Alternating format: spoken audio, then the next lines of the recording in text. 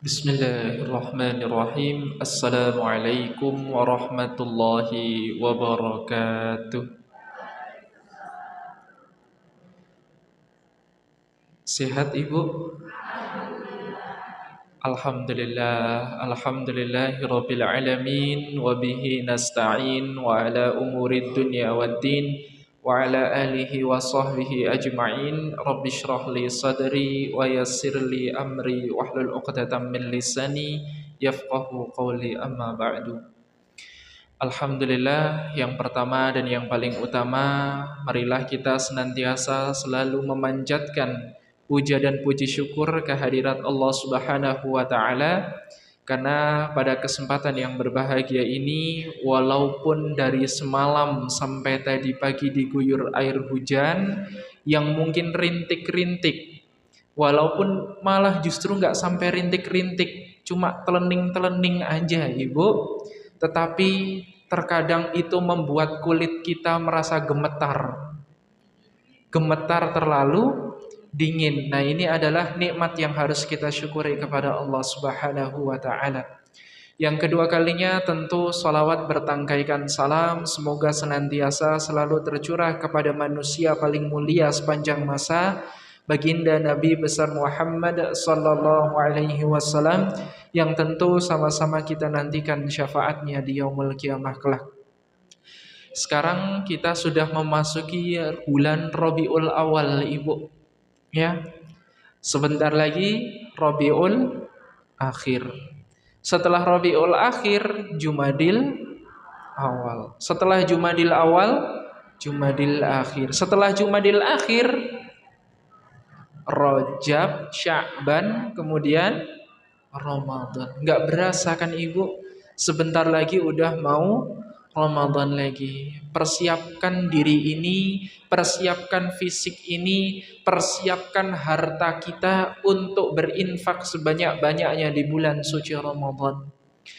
Jamaah yang dirahmati oleh Allah, di bulan Rabiul Awal ini adalah bulan di mana kekasih Allah telah dilahirkan.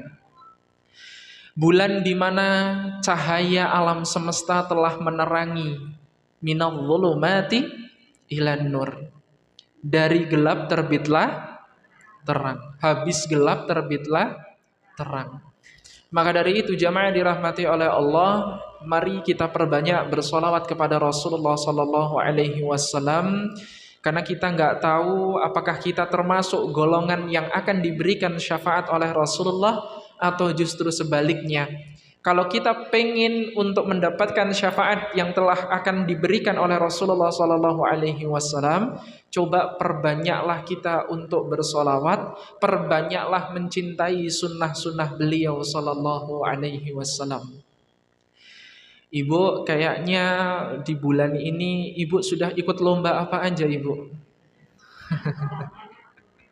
Makan kerupuk? Wah, udah nggak zaman. Apalagi?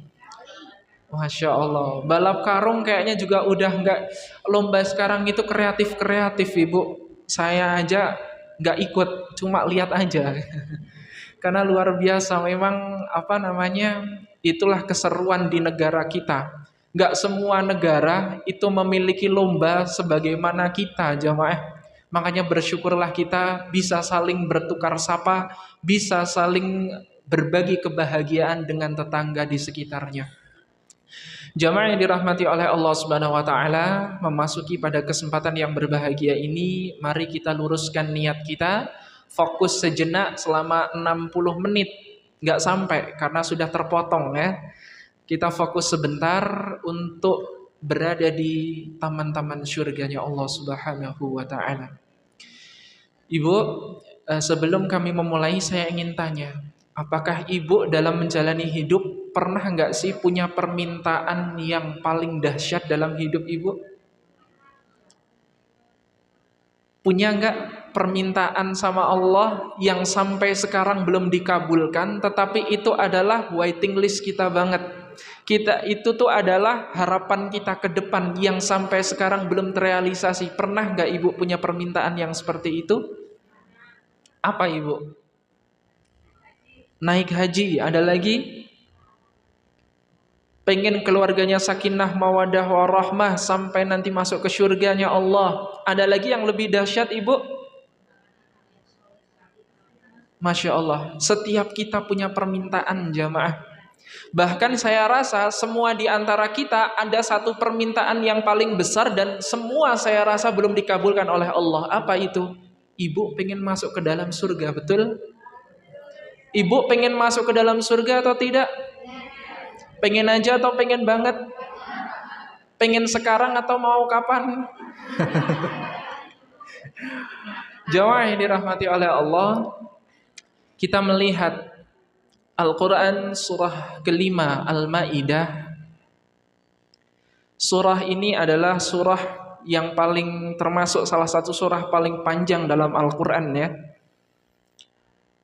Di mana Allah berfirman dalam ayat 93-nya. Mungkin beberapa kali kita pernah membahas, tetapi insya Allah kita akan jauh lebih dalam mengupas sedikit tentang ayat ini.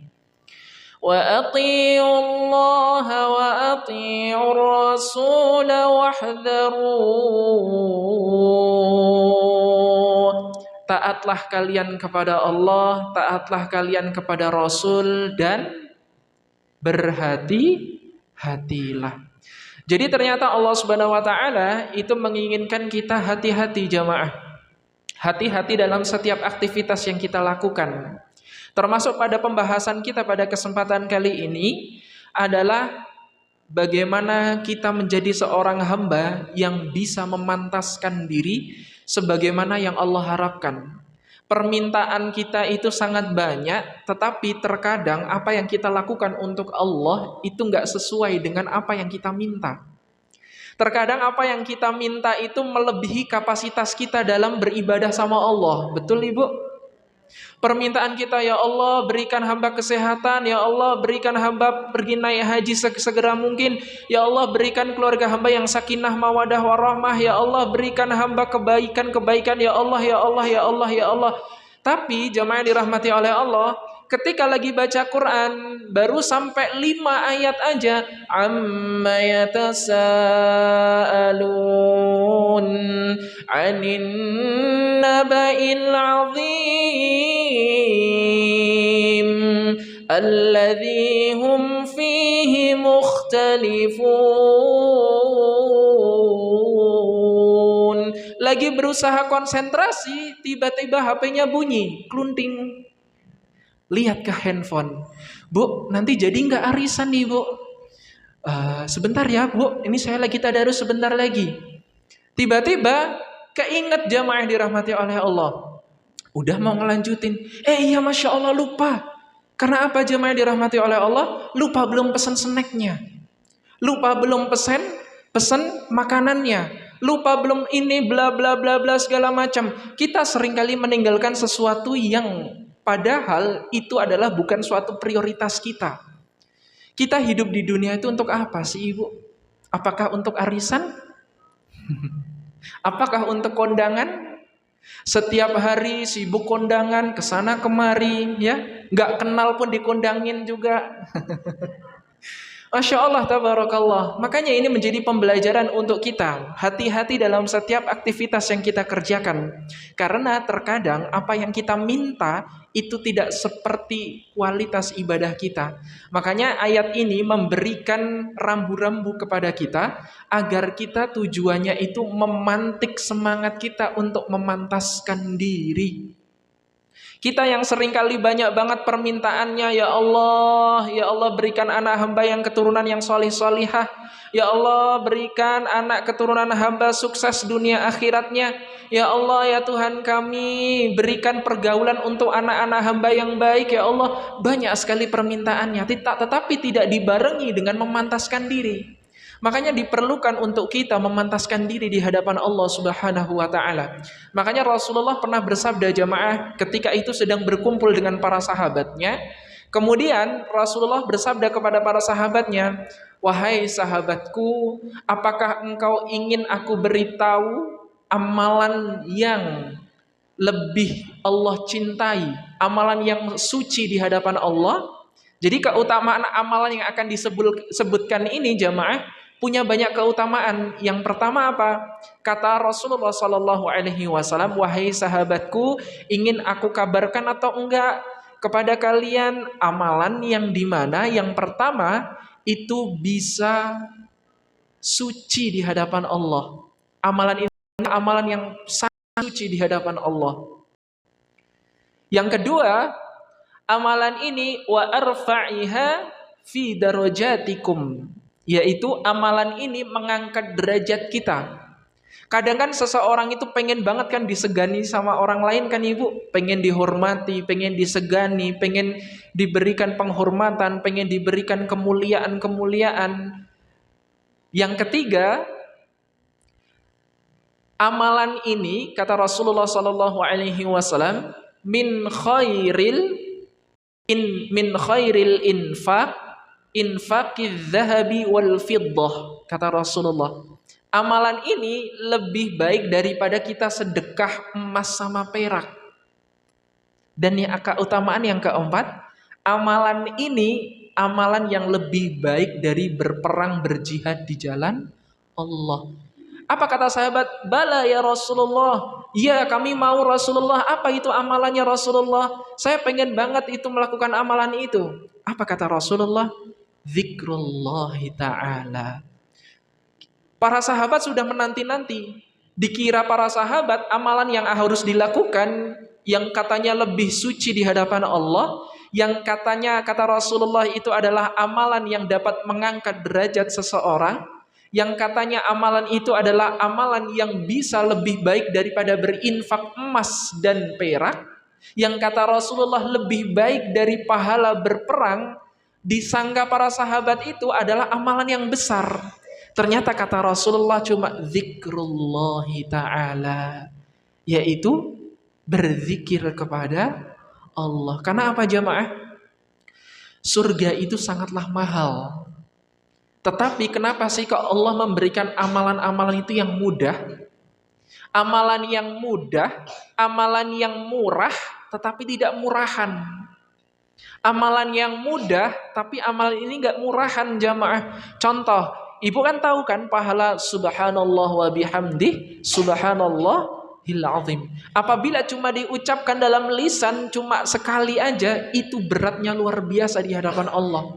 Apalagi ibu mengucapkan subhanallah wa bihamdih adada khalqi wa ridha nafsi wa zinata arshi wa midada kalimati.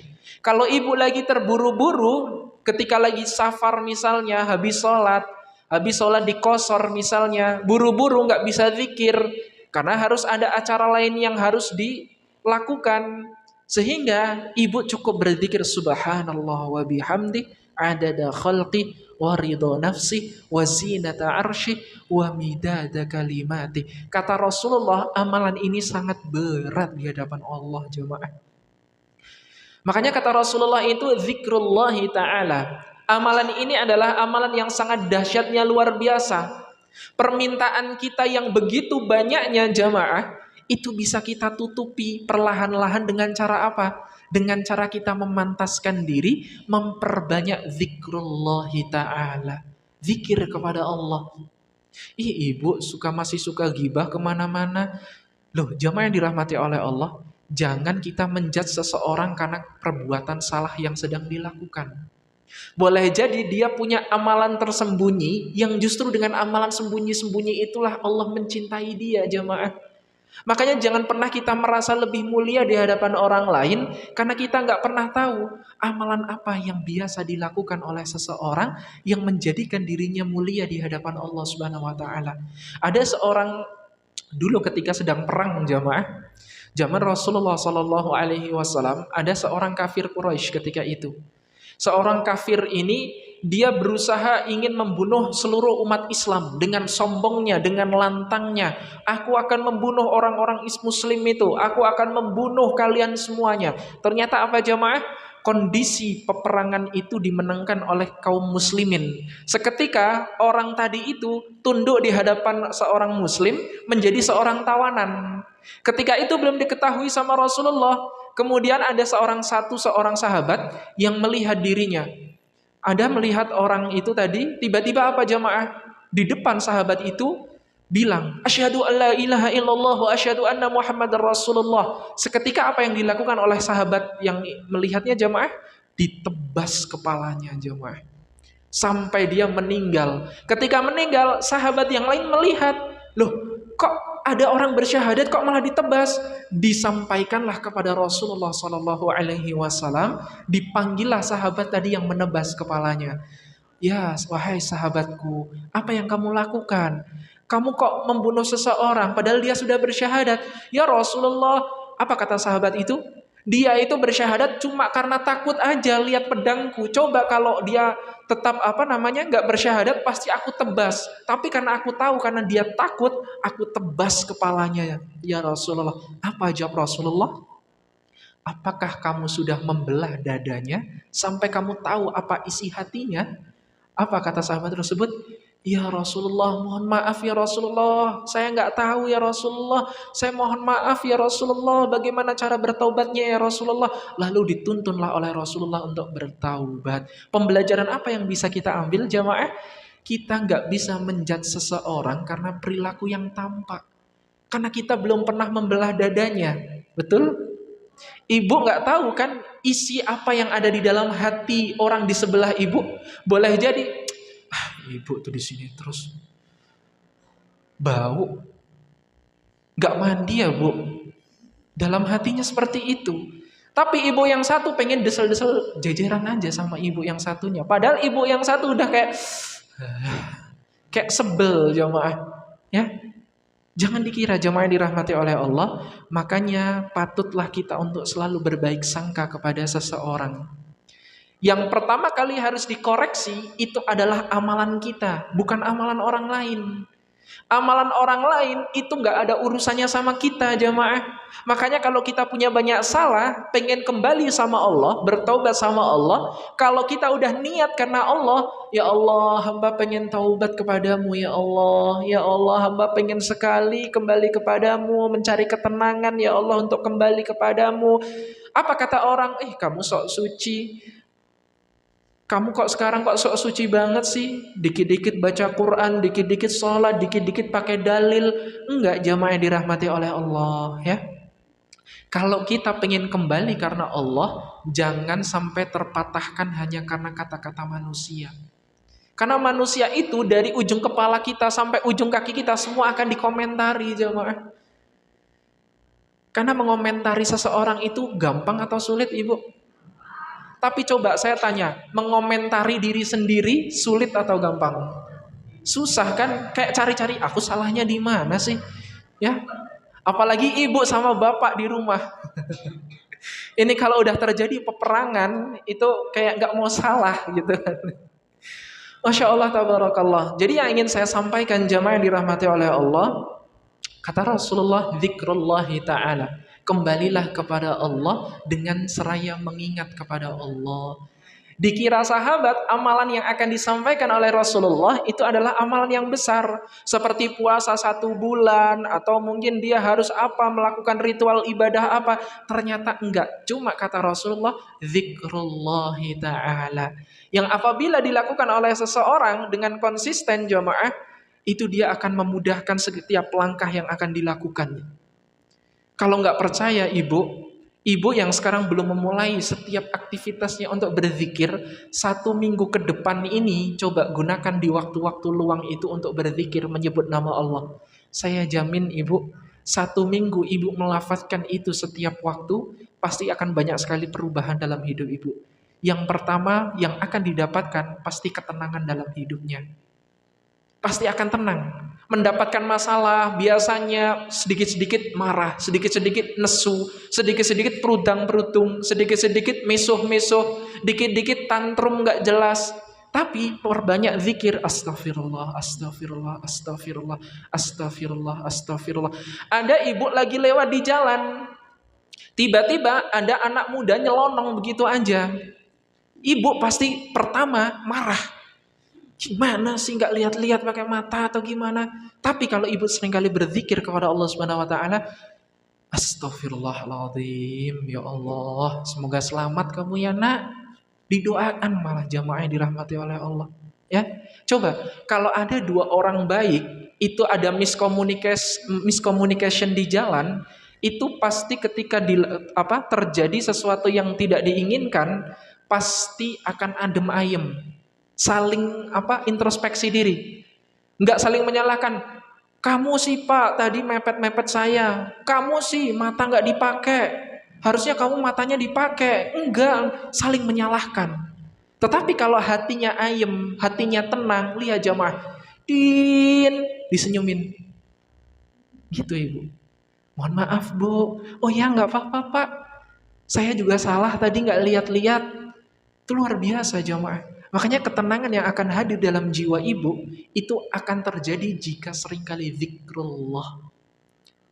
Zikrullah. Amalan yang pertama ini adalah amalan yang menurut Allah itu amalan yang sangat suci jemaah. Pertama amalan ini suci. Yang kedua akan mengangkat derajat kita di hadapan orang. Gak cuma di hadapan orang, terkadang kita dimuliakan sama orang aja kita udah seneng. Apalagi ini dimuliakan oleh Allah Subhanahu wa ta'ala. Yang ketiga jemaah, lebih baik dari infak sedekah emas dan perak. Coba saya tanya ke ibu, ada ibu di sini yang pernah infak emas 1 kilogram? Infak emas 1 kilogram sudah ada yang pernah? Mungkin saya rasa belum ada yang pernah, termasuk yang menanya pun belum pernah. Tapi yang ingin saya sampaikan jemaah, ternyata ini lebih baik daripada infak emas dan perak. Bayangkan jemaah, infak emas dan perak. Sekarang 1 gram emas itu berapa sih ibu?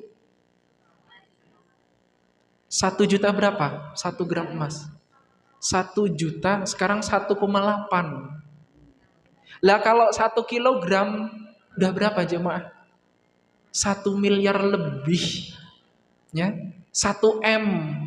1 M lebih jemaah. Dan ini kata Rasulullah, amalan zikrullah lebih baik daripada kita infak emas dan perak. Itu cuma astagfirullah, astagfirullah, astagfirullah, astagfirullah. Paling kita kalau sedekah itu sedekah apa sih jemaah? Permen? Apa? Sedekah uang, uangnya pun uang receh. Adalah sedekahin aja lah ini receh, buat ngabisin receh. Udahlah sedekahin aja, sedekahin. Ya nggak apa-apa jemaah, sedekah seperti itu baik di mata Allah. Cuma kata Allah itu belum sempurna. La tanalul birra hatta tunfiqu mimma tuhibbun. La tanalul birra hatta tunfiqu mimma tuhibbun. Al-Quran surah ketiga Ali Imran ayat 93. Di mana Allah berfirman, belum sempurna kalian apabila menginfakkan harta itu belum secara maksimal apa yang kamu cintai. Itu Allah yang bilang jawab, kamu takwanya itu belum sempurna kalau belum menginfakkan harta yang dimana harta itu tuh harta yang paling kamu cintai. Ibu punya harta yang paling dicintai nggak kira-kira? Apa? Uang, apalagi? Tanah, mobil, emas, apalagi? Banyak. Kita punya harta yang bergelimang jemaah. Allah izinkan itu untuk dititipkan kepada kita. Makanya jemaah yang dirahmati oleh Allah Subhanahu wa taala, kata Rasulullah, amalan ini adalah lebih baik dari infak emas dan perak. Padahal kita aja kalau untuk menginfakkan sesuatu yang paling berharga, itu aja kadang mikir-mikir. Ibu punya baju yang baru beli banget, ya. Kalau tiba-tiba pengen diinfakkan, kira-kira ikhlas nggak ibu? Nanti dululah, nunggu nggak cukup dulu, ya? Atalah nanti dululah. Ketika baru beli baju baru, yang pertama kali dilakukan apa? Belum dicuci langsung dipakai, langsung ikut buat ngaji misalnya. Ada yang pakai baju baru sekarang? Dipakai. Karena apa? Saking cintanya sama tuh baju jamaah. Besoknya itu kalau udah kotor itu dicuci. Begitu kering, disetrika, besoknya dipakai lagi. Karena apa? Saking cintanya sama itu baju. Mbah Ringgo, apa? Kumbah garing tinggo. Habis kita, oh bajunya baru nih, karena baju baru bagus memang niatnya. Setiap pakaian baru dipakai, baru beli, pakailah untuk ibadah jamaah. Ini baik. Hisabnya gampang nanti di hadapan Allah Subhanahu wa taala. Enak. Ketika ditanya, ya Allah, kamu dapat harta dari mana? Kamu baju ini belinya dari mana? Ya Allah, aku beli baju ini menggunakan harta yang halal ya Allah, yang tentu sangat Engkau ridhoi. Apa yang pertama kali kamu lakukan dengan baju itu? Majelis ta'lim ya Allah. Baju itu pun bersaksi, benar ya Allah, aku digunakan oleh dia dengan harta yang halal dan digunakan untuk majelis ta'lim. Ini enak hisabnya di hadapan Allah jemaah. Makanya ibu yang di rumah yang bajunya udah numpuk-numpuk, nanti coba dipilah-pilah lagi. Yang sekiranya kok, ini udah gak cukup, ini kayaknya kok pengen aku sedekahkan, sedekahkan kepada orang yang membutuhkan. Kadang kita aja begitu loh jamaah. Kalau harta yang paling berharga apalagi? Baju aja kadang susah banget nih dilepas. Kayak baru banget beli, best seller banget. Kita cari kemana-mana gak nemu, nemunya cuma di toko oren. Dan itu pun yang ukurannya kita kadang itu sangat-sangat terbatas sekali jamaah. Makanya pengen beli ini, nunggunya udah berhari-hari. Tiba-tiba ada orang minta, Bu, itu bajunya bagus, saya boleh nggak sih minta bajunya? Ya, silakan. Kira-kira ibu mau nggak kayak gitu? Coba jamaah, kita belajar dari kisahnya Rasulullah. Rasulullah itu pernah dikasih hadiah sama Raja Khurasan. Rasulullah pernah dikasih baju sama Raja Khurasan, itu baju kayak sweater. Baju musim dingin, baju hangat. Tiba-tiba ketika keluar rumahnya, Rasulullah baru banget itu pakai baju bagus. Pengen keluar karena lagi musim dingin, dia pengen jalan-jalan pakai baju itu. Karena pengen yang memberi itu mendapatkan pahala. Pertama kali dia keluar dari rumah, baru keluar rumah jamaah, ada orang Arab Badui keluar rumah juga sama. Melintas di depan rumah Rasulullah. Lihat Rasulullah, ya Muhammad, baju kamu kok bagus banget. Apa kata Rasulullah? Kamu suka sama baju ini? Kata orang itu tadi, suka ya Muhammad, itu bagus banget, kamu dapat dari mana? Ini pemberian dari raja. Raja mana? Raja Khurasan. Kamu suka? Iya, aku suka Muhammad.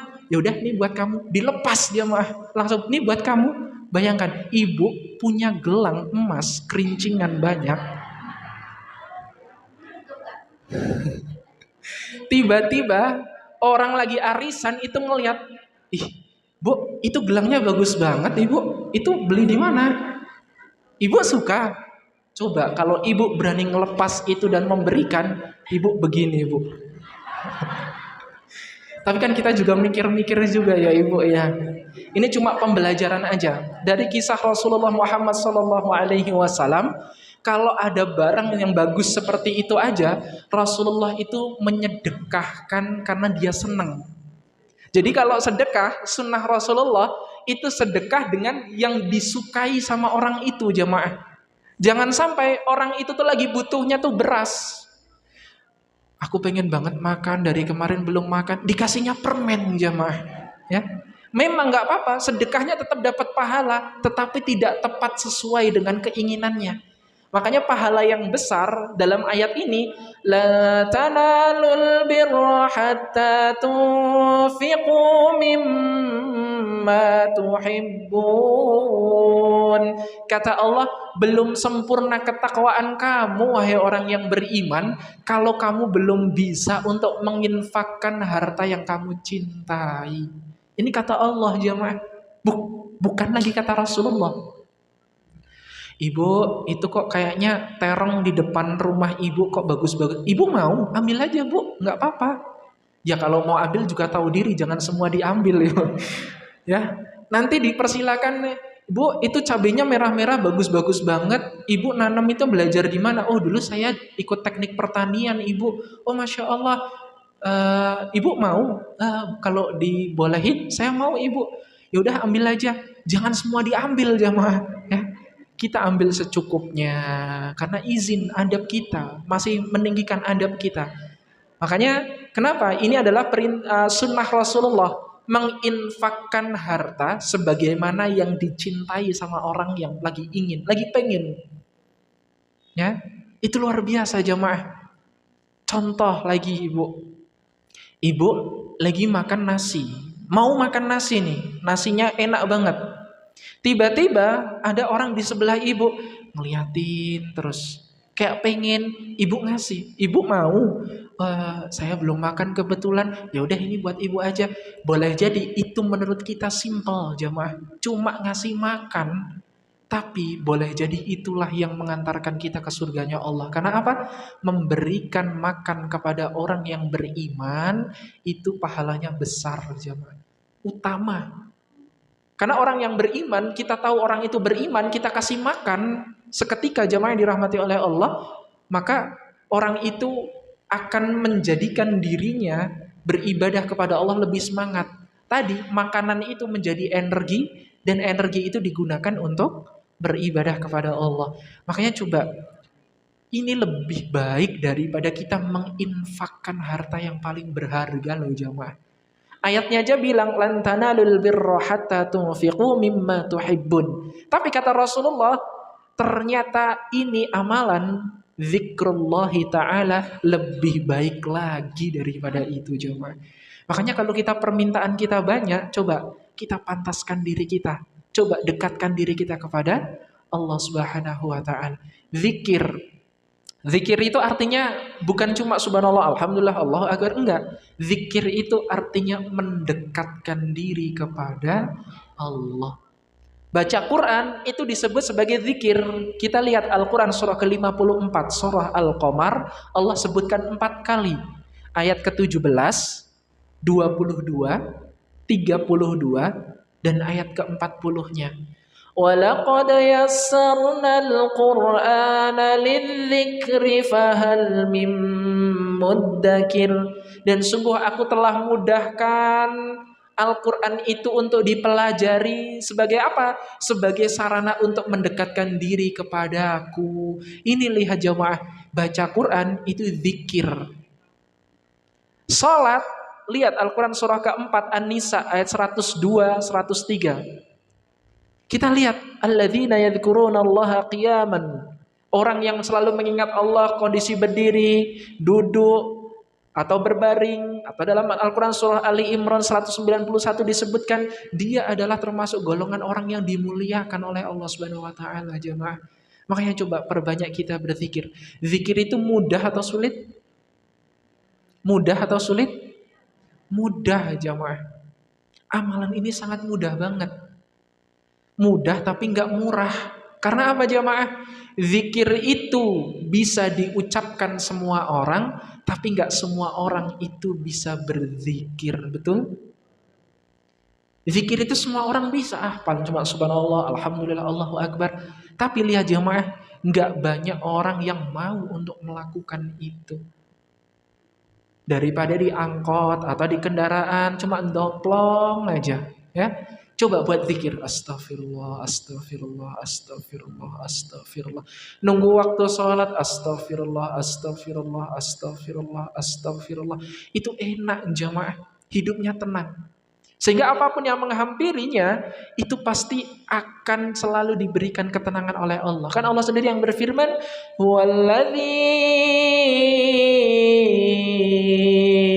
anzalas sakinata fi qulubil mu'minin." Diturunkannya huwallazi, dan dia yang telah menurunkan, anzala. Anzala dengan nazala itu berbeda jamaah.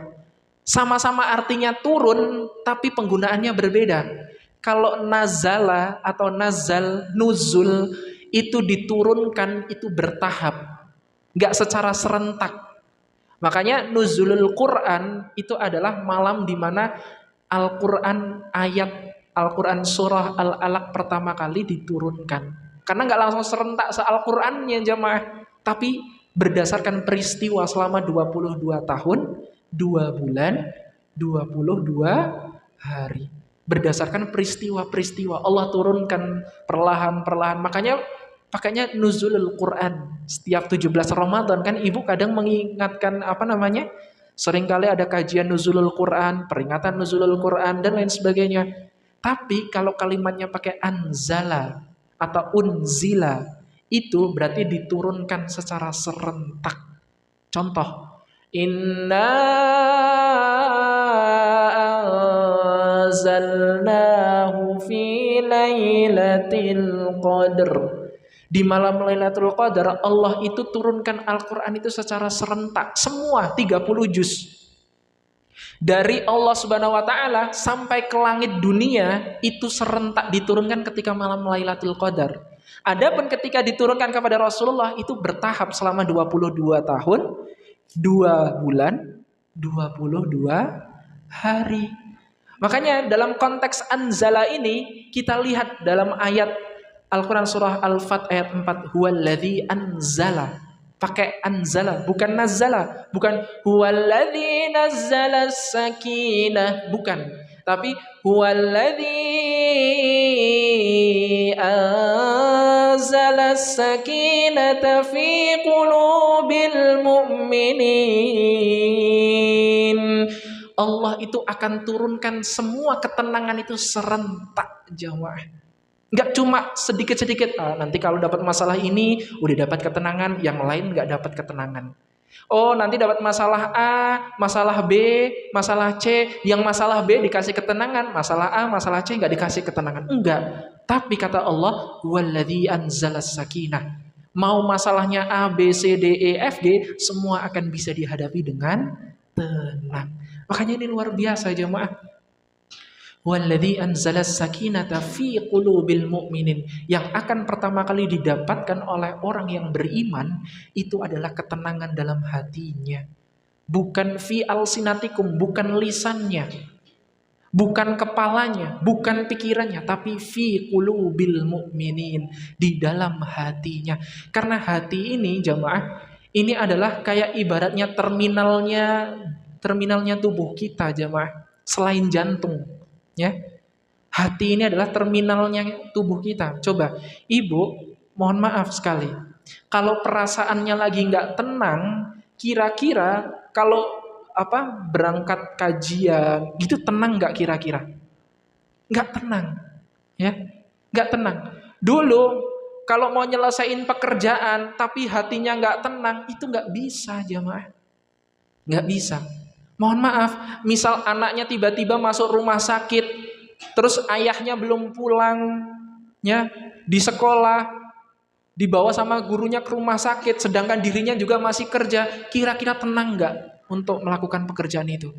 Nggak tenang, udah kesusu, keburu-buru, gimana ya anakku, gimana, udah ngubungin bu, gimana tadi si adek, gini, udah kayak gitu jamaah, karena nggak tenang. Makanya yang pertama kali diberikan oleh Allah ketika keimanannya benar kepada Allah, memperbanyak zikrullah, maka walladzi anzalas sakinata fi qulubil mu'minin. Allah hadirkan semua ketenangan itu secara serentak dalam hati orang yang beriman. Bayangkan, enak jamaah tenang itu. Jadi jangan dikira sakinah mawaddah warahmah itu bukan cuma untuk orang yang menikah. Orang yang tidak menikah pun bisa mendapatkan sakinah mawaddah warahmah. Orang yang belum nikah aja udah dapat sakinah mawaddah warahmah, apalagi sakinah mawaddah warahmahnya ini dibawa ke dalam rumah tangga. Ini lebih enak lagi nanti, jemaah. Makanya kan ada 4 janji Allah dalam Al-Quran, betul? Yang pertama, jika dia bersyukur maka akan aku tambahkan nikmat baginya. Yang kedua, kalau dia berdoa kepada Allah, maka akan dikabulkan oleh Allah. Yang ketiga, kalau dia bertaubat memohon ampun kepada Allah, niscaya pasti akan Allah ampuni. Dan yang keempat, jamaah, apa itu? Fadhkuruni adhkurukum washkuruli wala takfurun. Dan ingatlah kepadaku, niscaya aku akan ingat kepadamu. Ini jamaah sindiran keras dari Allah bagi orang-orang yang gak pernah ingat sama Allah. Coba yuk ingat lagi sama Allah. Terkadang kita ingat sama Allah itu kalau apa sih jamaah? Dapat masalah, betul? Dapat susah. Tapi kalau kita gak dapat masalah, lagi senang, itu udah gak ingat sama Allah Subhanahu Wa Taala. Contoh ibu, ya, Lebaran, lagi Idul Fitri, kumpul sama keluarga. Saking serunya ngobrol sama keluarga, saking senengnya sama keluarga bisa kumpul, tiba-tiba azan datang. Ih, apa udah duhur? Kok nggak dengar azan dari tadi ya? Padahal masjid di sebelahnya jamaah. Ya, Allahu Akbar, Allahu Akbar. Kayak nggak denger, saking asiknya ngobrol sama saudaranya. Saking asiknya ngobrol sama orang-orang yang dia cintai lagi kumpul bareng-bareng. Makanya jamaah, ini sindiran keras dari Allah Subhanahu wa taala, bahwasanya Allah sendiri yang berfirman, kalau aku lagi memberikan kemudahan untuk hamba-hambaku, maka dia akan cepat mengingatku. Kebalik ya. Kalau aku lagi berikan kesulitan untuknya, maka sungguh dia sangat cepat untuk mengingatku. Tapi ingat, ketika aku selesaikan semua masalahnya, aku mudahkan semua urusannya, maka sungguh dia akan lupa kepada aku. Ini Allah yang sudah berfirman sendiri jamaah. Allah yang sudah berfirman, banyak sekali orang yang melupakan Allah dengan sebegitunya. Coba dosa orang yang pertama kali dilakukan setelah kita balik, itu biasanya apa sih jamaah? Dulu pas masih balik, ninggalin sholat kan? Kadang kayak dulu pas kita masih kecil 10 tahun misalnya, kayak harusnya 10 tahun itu kan udah kewajiban untuk sholat. Kalau nggak sholat boleh dipukul. Dipukulnya tapi dengan kasih sayang, bukan dipukul yang dengan kekerasan, enggak, tapi dipukulnya dengan kasih sayang. Ya. Makanya kenapa sih kok Allah perintahkan kita untuk zikrullah ta'ala? Orang yang bisa mengingat Allah dalam kondisi dia lapang atau sempit, bisa selalu ingat sama Allah dalam kondisi sehat maupun sakit, ini adalah orang yang dimuliakan oleh Allah jemaah. Luar biasa, ini orang ini dapat tiket spesial dari Allah. Bahkan orang ini nanti akan dimudahkan ketika di padang mahsyar jemaah. Zikir kepada Allah Subhanahu wa taala, astagfirullah, astagfirullah, astagfirullah, astagfirullah. Jangan dikira setiap kita melafazkan zikir itu sia-sia, enggak jamaah. Oh dulu aku pernah ya Allah di majelis taklim Al-Hasna ya Allah, aku pernah istighfar sekali. Dulu engkau lupa enggak ya Allah? Enggak jamaah. Allah enggak lupa. Sedikit pun Allah enggak lupa. Bahkan sampai-sampai saking telitinya Allah, saking maha telitinya Allah, daun-daun yang berguguran pun Allah tahu jemaah. Kapan daun ini gugur, daun apa, di mana, ketinggian berapa, jatuhnya karena apa, Allah itu tahu jemaah. Makanya coba kita mulai detik ini perbanyaklah zikir kepada Allah. Permintaan kita banyak. Dengan permintaan kita yang banyak, kalau kita tidak memantaskan diri jamaah, masa kita nggak malu sih sama Allah? Kadang kita malu nggak sih jamaah? Kadang itu dosa kita banyak, tapi permintaan kita terkadang satu persatu dikabulkan sama Allah. Kadang dikasih kemudahan, dikasih rezeki yang berlimpah sama Allah, dikasih kesehatan, dikasih kebersamaan, dikasih kesempatan, dikasih kemampuan. Ini kan nikmat dari Allah Subhanahu wa taala kan? Coba, apakah kita introspeksi diri, apakah kita pantas mendapatkan ini semua jamaah? Makanya coba sedikit demi sedikit kita lihat lagi bagaimana diri kita, bagaimana perjalanan kita sampai di titik ini. Apakah kita masih banyak sekali maksiatnya atau udah mulai perlahan mendekatkan diri kepada Allah? Kita yang bisa menilai diri kita jamaah. Kita nggak bisa menilai orang lain. Kita nggak usah menilai orang lain. Karena orang lain itu bukan menjadi patokan kita dalam mendapatkan rahmat dari Allah. Walaupun bisa jadi pengantar. Diajak sama orang teman-teman sebelahnya, Bu, nanti kita sedekah yuk di sini. Bu, kayaknya di sana ada kajian, yuk nanti kita kajian. Oh, tapi kan saya nggak punya kendaraan, Bu, susah ke sana. Nggak apa-apa, nanti saya jemput. Bayangkan, teman-teman yang kayak gini, Ibu, adalah teman dunia akhirat. Jangan ditinggalkan. Kalau ibu nemu teman yang ngajak, Bu, kajian yuk, itu berarti teman yang cinta ibu dunia dan akhirat. Gak cuma di dunia. Bu, tapi saya gak ada kendaraan, gimana ya? Gak apa-apa Bu, nanti saya jemput Bu, tenang aja. Dijemput, Sampai di majelis taklim, ternyata, "Bu, saya lapar, Bu." "Nggak apa-apa, nanti saya yang traktir. Ayo kita makan bareng." Itu luar biasa, Ibu. Ya, itu luar biasa. Kan kata Rasulullah apa jamaah? Tahadu, tahabbu. Salinglah kalian memberi hadiah, maka kalian akan saling mencintai. Hadiah itu nggak harus berupa fisik jamaah. Tapi hadiah itu bisa dalam bentuk perhatian. Diperhatikan, ibu udah makan belum? Belum, yuk kita makan yuk. Boleh jadi itu loh yang menjadikan teman ibu dunia dan akhirat. Kan nggak pernah tahu kan bagaimana teman kita nanti bisa mengantarkan kita ke surganya Allah Subhanahu wa taala, di mana nanti di akhirat itu ibu nggak saling mengenal. Bayangkan ibu itu nggak akan saling mengenal di sini. Bahkan ibu bapaknya ibu pun ibu nggak akan tahu kalau itu bapak ibunya ibu ketika itu. Makanya mulai detik ini jemaah dirahmati oleh Allah, cari teman yang baik, cari circle yang bisa menuntun kita. Kita itu masih banyak banget harus belajar. Termasuk yang berbicara, ini harus banyak banget belajarnya jemaah. Nggak cuma ibu yang belajar, saya juga masih belajar. Kita sama-sama belajar. Maka dari itu, saling mengingatkan, saling belajar bersama, saling men-sharingkan satu sama lain. Kalau ada yang salah, bisa diingatkan. Kalau ada yang kurang tepat, bisa dilengkapi, dan lain sebagainya. Insya Allah, orang-orang yang seperti ini termasuk salah satu dari 7 golongan yang akan dinaungi oleh Allah di akhirat kelak. Siapa dia?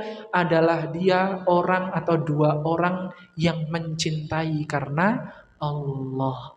Ibu mencintai sahabatnya karena Allah. Niscaya ibu akan bersama-sama di akhirat sama sahabat ibu. Sebagaimana sabda Nabi, "Al-mar'u ma'a man ahabbu." Seseorang itu dia akan tinggal bersama dengan orang-orang yang dia cintai. Kalau ibu mencintai sahabatnya karena Allah, ibu mencintai keluarga karena Allah, dan lain sebagainya, niscaya nanti akan bersama-sama di surganya Allah Subhanahu wa ta'ala. Kan katanya tadi kita pengen kan masuk surga bareng-bareng? Ibu lebih milih surga sendiri, masuk surga sendiri atau surga bareng-bareng? Yakin surga bareng-bareng? Nggak ada hati yang hasad di sini. Semoga tidak ada ya ibu, karena terkadang ada yang orang itu pengen dapat kebaikan, tapi orang yang pernah menyakiti itu dia nggak ridho dapat kebaikannya. Contoh, baru disakitin sama orang, tiba-tiba ketika dia mau mendapatkan nikmat yang baik, itu nggak mau bagi-bagi sama orang. Enggak lah, aku nggak mau sama dia, dia aja zalimnya luar biasa sama aku, dan lain sebagainya jemaah. Tetapi saya melihat insya Allah ibu semua akan masuk ke dalam surganya Allah secara bersamaan. Jangan pernah meremehkan amalan sekecil apapun. Ada seorang ulama, jamaah ulama besar namanya Imam Abu Daud. Tahu Imam Abu Daud ya ibu ya? Imam Abu Daud itu adalah periwayat hadis, ahli Quran, ahli hadis, tutur katanya bijaksana, lembutnya luar biasa. Suatu ketika dia lagi berlayar menggunakan kapal. Lagi berlayar, kan zaman dulu kan pakainya kapal ya ibu ya. Gak ada pesawat, pakainya kapal, kemana-mana pakai jalur air. Kalau pengen cepet dan gak capek. Ketika itu jamaah dirahmati oleh Allah, ada orang di tepian sungai itu bersin. Hajin, alhamdulillah. Seketika Imam Abu Daud itu bilang nih sama yang ngendarain kapalnya itu, "Pak berhenti Pak berhenti dulu Pak." Nggak bisa Pak, nggak bisa. Ini kita bawa jamaah ini banyak, bawa orang ini banyak. Kalau kita berhenti, nanti saya diprotes sama bapak-bapak yang lain, sama ibu-ibu yang lain. Ya udah, nih saya kasih uang 1 dirham lah, tapi berhenti sebentar ya Pak, 1 menit aja, nggak sampai 1 menit. Oke, ya udah boleh kalau gitu. Dia mampir sebentar untuk ke tepian, menemui orang yang bersin itu, ya rahmukallah. Cuma gitu doang ibu. Terus dia naik ke kapal lagi. Habis itu, "Pak yuk jalan." Loh, udah gitu aja Pak. Iya gitu. Bapak nggak sayang tadi 1 dirham itu cuma dikasihkan ke saya, kemudian cuma mengharapkan mau menjawab ya rahmukallah, kemudian dijawab yahdikumullah wa yuslihu balakum. Iya, emang kenapa? Oh, Bapak luar biasa memang. Seketika kapal ini lanjut perjalanan jamaah. Ketika ini kisahnya masyhur dan kisah ini nyata, bukan dongeng. Kemudian Abu Daud ini turun di tepi di tengah jalan itu. Kemudian Abu Daud pergi meninggalkan kapal tadi. Kapal ini lanjut jalan. Setelah jalan ini tadi, orang-orang yang ada di kapal ini seketika tertidur semua jemaah karena saking ngantuknya. Perjalanan luar biasa, angin sepoi-sepoi. Enak kan kalau angin sepoi-sepoi buat tidur, Ibu? Nah, ketika itu tertidurlah mereka semuanya. Dan dapat karomah dari Allah Subhanahu wa taala, semuanya bermimpi orang itu tadi dimasukkan oleh Allah ke dalam surga. Dan itu nggak cuma satu orang yang mimpi, semua orang yang tertidur di kapal itu semua dia tuh mimpinya sama. Cuma baru speak up satu orang nih, aku kok tadi kayaknya mimpi ya orang yang tadi turun itu dia itu dimasukkan surga sama Allah. Iya, aku juga tadi mimpi yang sama. Oh iya, aku juga mimpi yang sama. Semua akhirnya memvalidasi mimpi itu jamaah. Dan coba, aneh nggak kalau misal, mungkin kalau mimpinya satu orang, alah itu cuma bunga tidur. Ini semuanya jamaah, mimpinya sama, seperti itu semua. Cuma gara-gara apa? Gara-gara cuma bayar itu tadi, biar ketepian, nemuin orang itu tadi, ya apa? Ya rahamukallah, dia dapat jawaban. Apa? Yahdikumullah wa yuslihu malakum. Makanya jemaah, ini memberikan pembelajaran kepada kita. Ternyata cuma simple, tapi Allah tuh nggak ngelihat sekecil amalan apapun. Tapi bagaimana ketulusan seseorang dalam melakukan amalan tersebut. Jadi ibu kalau tulus melakukan suatu amalan, boleh jadi itulah yang mengantarkan ibu ke dalam surga. Tiba-tiba keluar, lihat di depan ada batu, disingkirin sama ibu. Boleh jadi itu yang bisa mengantarkan ibu ke dalam surga. Lagi jalan, tiba-tiba lihat paku di jalan, disingkirin. Karena apa? Takut ada orang yang injek nanti bocor bannya. Boleh jadi itu kalau niatnya karena Allah, dapat pahala yang besar yang tak terhingga jemaah. Itu loh jemaah yang sangat luar biasanya. Karena matematika Allah sama matematika kita tuh beda. Matematika kita itu kalau sedikit ya sedikit kan, kalau banyak ya banyak. Tapi matematikanya Allah gak selalu begitu jemaah. Gak selalu yang sedikit itu sedikit. Boleh jadi yang sedikit itu jadi yang banyak. Tapi yang banyak itu ternyata yang sedikit. Itulah sebagaimana seperti dunia jemaah. Dunia itu tuh tempatnya sangat kecil. Tapi direbutinnya rame-rame jemaah. Sedangkan akhirat itu adalah tempat dan nikmatnya banyak. Tapi yang ngerebutin cuma sedikit jemaah. Makanya kata para ulama adalah dunia itu sangat kecil tapi banyak sekali yang merebutkan, tetapi akhirat, sedangkan akhirat itu besar, nikmatnya banyak tapi sangat sedikit sekali yang rebutan jamaah. Kata Rasulullah Shallallahu Alaihi Wasallam, nikmatnya dunia itu layaknya ibu cuma nyelupin jari ibu ke air laut, diangkat satu tetes, itulah nikmatnya dunia. Sedangkan laut itulah adalah akhirat. Coba, terkadang manusia tertipu dengan seperti itu jamaah. Wa mal hayatud dunya illa mata'ul ghurur. Dunia itu nikmatnya palsu. Nikmatnya itu sangat kecil. Yang ibu rasakan sekarang itu jauh lebih baik lagi nanti ketika di akhirat berlipat-lipat. Di dunia gak boleh minum khamr, di akhirat di surga silakan meminum khamr sebanyak-banyaknya, gak dilarang sama Allah Subhanahu wa taala. Di dunia ibu mendapatkan rasa sakit, di akhirat di surga gak akan pernah ada yang namanya rasa sakit ibu. Semua bahagia, semua senang. Bahkan dikatakan apa? Seseorang yang berada di surga itu duduknya itu muttaqiin. Muttaqiin itu apa? Muttaqiin itu duduk santai. Kayak gini, Bu. Namanya muttaqiin. Bahkan mereka muttaqiin santai seperti ini, kemudian ada malaikat pelayan-pelayan yang datang, kemudian buah-buahan mereka terserah tinggal ngambil, air susu tinggal minum, tinggal nyenduk gitu aja ibu. Ini kenikmatan yang luar biasa. Makanya Allah sebutkan, "Fabi ayyi ala'i rabbikuma tukadziban." Maka nikmat Tuhanmu yang manakah sih yang kamu dustakan? Nikmat Allah tuh banyak banget jemaah. Makanya coba gunakan nikmat Allah itu untuk zikrullahi ta'ala. Permintaan kita banyak, coba kita berusaha untuk memantaskan diri agar sesuai dengan permintaan kita. Coba kadang aja kita kalau minta sama orang tua dulu ketika masih kecil, itu aja kalau belum melakukan banyak hal, sekarang kita baru tersadar jemaah. Oh dulu kayaknya aku kok nggak berjasa banget ya buat orang tua. Aku kok dulu kok kurang berbakti ya sama orang tua. Terkadang kita baru kerasanya sekarang jemaah. Dulu coba pas kita masih kecil kemana kita? Apakah kita pernah merasakan itu? Apakah kita pernah merasakan getaran-getaran cinta itu kepada orang tua kita? Makanya kepada orang tua aja begitu, apalagi kepada Allah harusnya kita lebih berperasa lagi. Makanya manusia, seorang hamba itu haruslah sangat berperasa kepada Tuhannya. Kadang sesama makhluk aja berperasa kan? Disindir satu, padahal nggak nyindir ibu malah ikut kesindir. Ya. Buat statusnya bukan buat ibu, tapi ibu ngerasa itu buat ibu. Ya. Manusia dengan manusia aja kadang berperasa. Makanya coba jemaah dirahmati oleh Allah. Kalau sama Allah, coba kita berperasa sama Allah. Besarkan Allah di dalam hati kita, niscaya semua urusan kita akan Allah selesaikan seketika.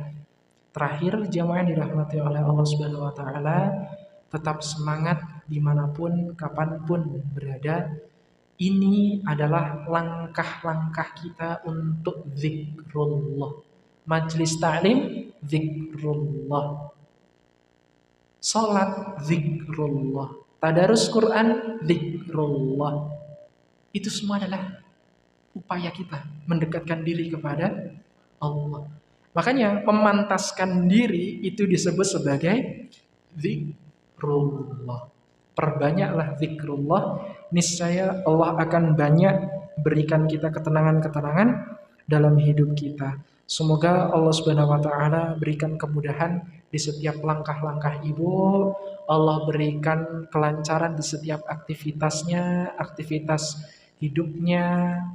Semoga bisa berjumpa dengan Ramadan tahun ini, Ibu. Karena banyak orang itu dia mengira akan berjumpa dengan Ramadan esok, tetapi tanpa disangka Allah telah mencabut nyawanya.